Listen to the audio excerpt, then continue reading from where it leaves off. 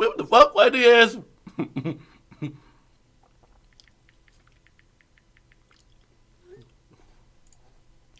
Call that nigga back.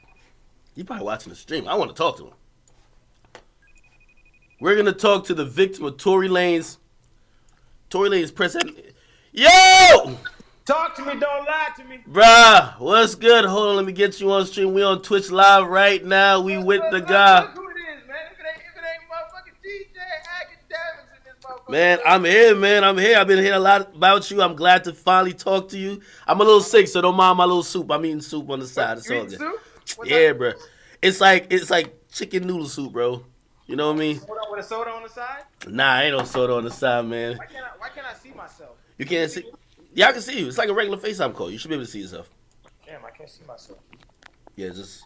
Can you hang up? Oh, yeah, I can see myself. Yeah, now you can see. All right, bro. Hey, wait, are we on the live yet? We are on the live. Oh wow. Hey. We all the way live. Baby. We got a couple thousand. We got a couple thousand in here. Couple thousand. That's light work. Yeah, but I just went through the whole story of what happened. I played your song, okay, and also I looked at your Instagram. There was a message there from you and Tory. I really want to just hop right into it because I posted a video today on my Instagram. It's the first time I ever posted you, which is kind of unfortunate, right? Like the first time I posted you. My question is this: how'd you even get that video? Well, Tory posted it to his Twitter last night. Oh shit! I didn't even know. And he responded. He posted and deleted and responded to your tweet about the diss song with that saying, "This is the best diss song response ever." Oh wow! I didn't see that. Please take as much time as you want. But what happened when you decided? And by the way, you're from Canada, right? Man, I'm from Ottawa, Ontario, 613. Man, shout out to my city. Was born and raised Ottawa. Newfoundland. Shout out to Newfoundland. Okay. What's up? Damn. Okay. Tory is from Canada too. So explain it. Number one, you could give background to yourself or whatever you want. But Yeah. like I looked, you seem to have a reasonably successful YouTube channel that you've been putting up music and people been fucking with it. You got a little fan base that's kind of rocking, right? Oh yeah. No, So- I don't got a fan base, man. I got a fucking family. Yeah. That's how I build my shit. We all love each other in my family. We all grind for each other, so it's a great thing. Was a janitor a year ago, moved and finished graduating from college. Really? Yeah, I played D1 basketball, University of Montana, D2, led the league in scoring, overnight janitor, then moved here a year ago. Now we on an up and up, so that's pretty much a quick rundown of that. Wow. So all in a year's time, like shit has changed for you. Oh, all in a year, man. It's a different type of grind. I'm changing the game. What I'm doing has never been done before. I'm the master P of 2019. And, you know, just because I'd be interested in shit like that, my chat might not be like. Explain like how is your approach into getting into music? Because like you know, seeing. Go ahead. I love it. This is exactly what I did. So a year ago, of course, I was doing the overnight shit. But when I started writing poetry 2.5 years ago. When I was a junior in college, I was on the way to a game one time, heard a song, wrote my first poem, showed it to my teammate. They were like, "Dog, you write poetry?" I'm like, "I didn't know I did, but I put this shit down." And they're like, "Damn, that's deep as fuck." And I was like, "Yeah, bro." So I kept writing poetry. But anyways, when I started that shit, I'm like, "Yo, how am I gonna spread this?" So I took a piece of paper, right? And on that piece of paper, I wrote the word. Oh, not the word. I wrote the number 1 million. And I said, if I can individually tell 1 million people about what I have in this skill and talent, then I'll be big. So every single day I go about trying to tell 1 million people. And when I finally get to that number, there's no way I won't be one of the biggest artists in the world. Okay. So you've had a goal from then, and you've just kind of grinded. And it's a lot been in a year. So why did you decide to do this song on Tory? I was just, people were sort of wanting me to do it because he had like put out the challenge for like the best rapper thing. I was like, oh, that's dope. You know what I mean? You felt it was an open challenge, right? Yeah, it's like the rap competition thing going on. So it was cool, you know? So you thought, yo, he's talking about he's the best. We competing, sorry. I'll drop a track. You said what? He's talking about he's the best, right?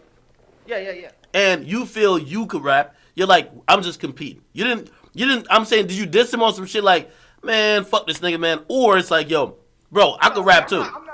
I've never claimed to be a street nigger on any or any stuff like that. So I didn't do none of that stuff. It was more just like trying to show like I have the lyrical capabilities to withstand any fortitude that another artist could bring towards me. You feel me? So it's just in that respect. So you dropped the track. It's getting a lot of steam. Or I think maybe he hit you when you were previewing the track. But what did you think about his response to you when he said, "Yo, I'm not into this. Don't diss me. Do your own thing because I'm not taking it like that."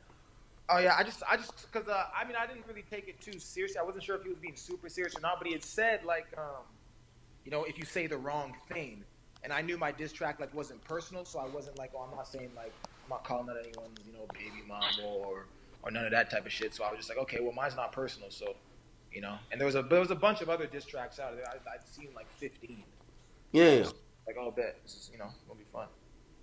All right. So you dropped the track, and I guess like let's get to last night. You dropped the track. I'm guessing you didn't hear anything from him since then, right? Nah. But last night, by the way, it's Grammy weekend. The Grammys are going on even right Hey, now. shout out to the Grammys, man. Let me tell you something. Let me tell you one thing, man. Go ahead. This time next year, You're promising. your boy Dax. Mm-hmm. I'm not sure if I won't be nominated, Yeah. but I will be sitting at the Grammys within the first 50 to 100 rows. Damn, how many rows there? I don't know, but not like a fan section or something like that. But this time next year, I'm gonna be sitting there, man. And then within the next 2 to 3, I will be nominated and win a Grammy. Hey, well, listen, that's a great story when you think about where you came from. You said, yo, you played D1 sports, and then you were also a janitor. So, but anyway, last night, bro, where were you performing last night? Who told you I was performing? I heard you were performing. Oh shit! Okay, so you already got the scoop. I was at the. I got this. I want you to tell your story. I want to because the story I heard. At the Viper Room, I was opening up for. I was doing a favor for a man, Scott at Riff. They run a great company out there, a media marketing company where they like do a bunch of dope ass videos for a lot of huge artists like Chris Brown, Tyga. Mm-hmm. So I was opening up for a girl called Ashley all day, and Dice Soho was there too. So I did my little 15 set. Yeah. So. Was Tory like in the audience watching you the whole time? Like, what happened? No. He wasn't in the audience. So not that I would know. I mean, I wasn't like looking around like who the fuck was there. So this is before your performance or after your performance? What's before or after? The video of so. Oh, that's after. That's the after. video of Tory and you see him out of breath. I'm wondering what the fuck led up to that. Were y'all running sprints and then he just took the camera out and he just apologized? Man, let me tell you some shit happened so fast, my G. All of a sudden, I'm in the club after I perform, and then there's just like commotion going down. I'm like, shit, poo. All of a sudden, I'm sprinting, dog. Look, just running around. I'm like, wait, so people started jumping on you in the club? I think that's what happened. Like people like started throwing, but I wasn't sure who. I couldn't see nothing. Were you feeling people hitting you? Like you were feeling like people hitting you or something? I got hit a couple times, yeah. I couldn't see nothing. So I'm just bobbing and weaving a little bit, doing my thing. Then I'm out the club. Sprinting, all of a sudden, boom. I'm fast too, G. Yeah. Right? So you weren't with nobody? No, I mean I went there with my roommate and a couple other people, but I wasn't like with nobody. You know what I mean? Yeah, it's LA, man. LA. Well, see, here's my thing. I'm not like I've never claimed to be a thug, or I'm not on none of that bullshit. I'm not with the shits. I ain't. You know, I'm not out here. I'm not what's the other term motherfuckers use? You're not a savage, bro. No, I'm a savage, but in different ways. But you're not a street nigga, bro.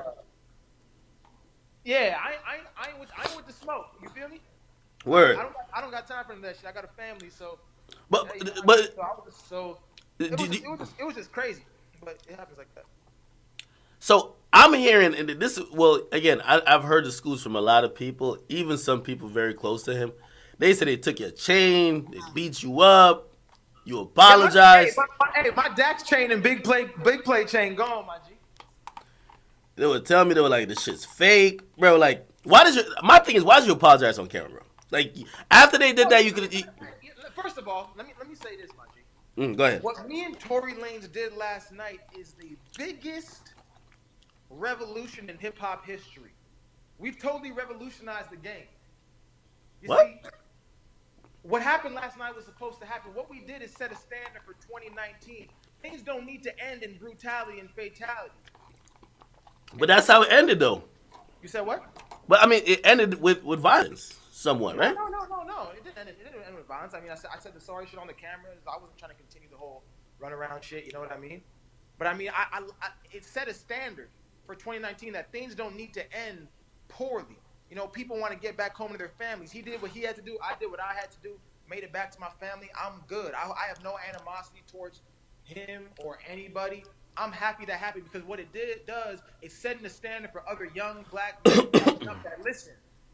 You don't have to let your pride get the best of you in a compromising situation and let it lead to your parents living longer than you. No, I agree with that. You can get in a compromising situation and say to yourself, you know what? This is not the time for that. Let me just squash this. It's not worth it. And that's what I want people to get from this whole situation. I'm not about the bullshit. I'm not here to say I don't fuck with this, I don't fuck with that, I don't like this person, I don't like that person. I don't give a fuck. All I'm here to say is for every single motherfucker watching, you don't have to be the tough guy, my G. You can settle down and breathe in a situation. Go, what's the best thing to do right now? Not for me, but for my family. And you both can go about your day. I got no problem with that nigga. Yeah, what was Tory gonna kill you? That nigga was in an SUV. You know what? I have no idea. Yeah, hold on. Did anyone have guns out? Like the way the situation looked, bro, looked like you was in fear of your life. I didn't know what was going down. All I know is my man. Hold on. I think you're choosing your words wisely. This is what I really think, and Tory's my guy. I feel if it was another artist that wasn't you, they wouldn't handle it like that. And think about it. Don Q and Tory and Joyner, they acknowledged, and they said way more disrespectful stuff in their records than you did in yours. They acknowledged that was just rap. I think you were an easy target, right? Someone who you're in LA, again, you're trying to make it. You're not moving like how most rap niggas move. They see you, and it's an opportunity to make a point. You get me? So I get you with what you're saying. Listen, I'm not the guy who's with all the smoke, who's going to be talking crazy shit. But, you know what I mean? Aren't you a little bit disappointed how it even escalated to that point? Because, like, whether you want to admit it or not, you might call it revolutionizing, like, the game. But, like, he made you look really weak on camera when all you were... I don't think I looked weak. I think most people in my situation, honestly, I advise anyone in my situation to do the same shit. And I'm gonna tell. Well, if you're in fear of your life, I'm gonna tell my son to do the same shit. If you're in fear of your life, though, right? But if it's like, if you're in a situation where you don't know what's going on, take the safer route. Okay, I agree with that too. It's not worth any of the bullshit. Well, that's what I was saying. But the safer route was you had to apologize, or probably more violence was gonna ensue. Like the safe route.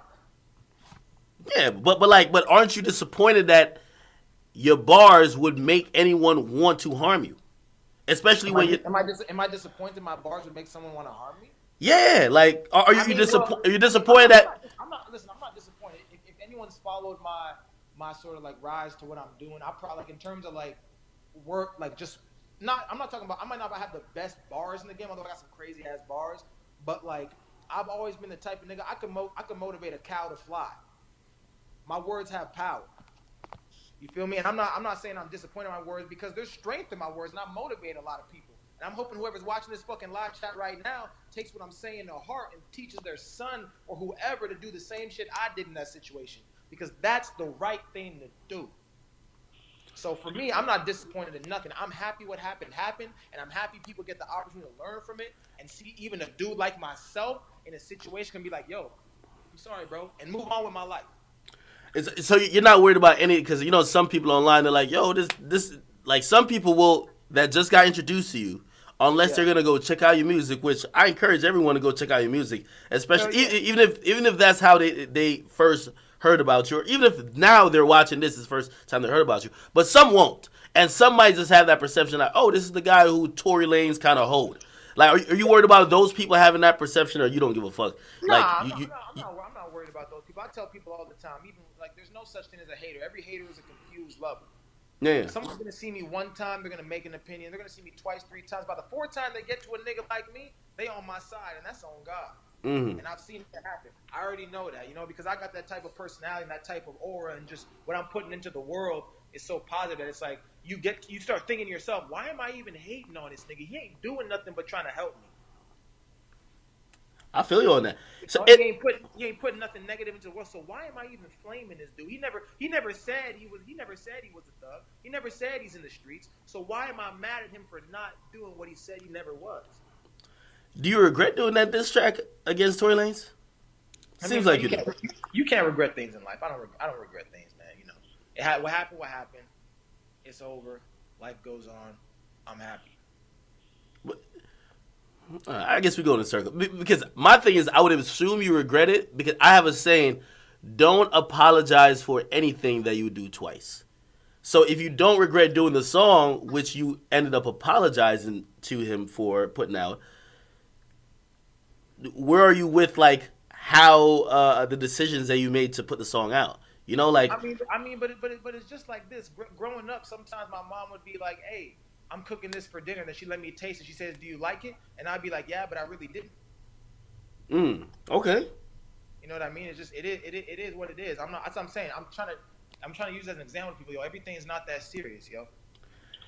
Do you see any positive coming from this? Like of course now you're getting more people looking at you. You'd be surprised at some of the people who have hit me up. I said Jesus Christ.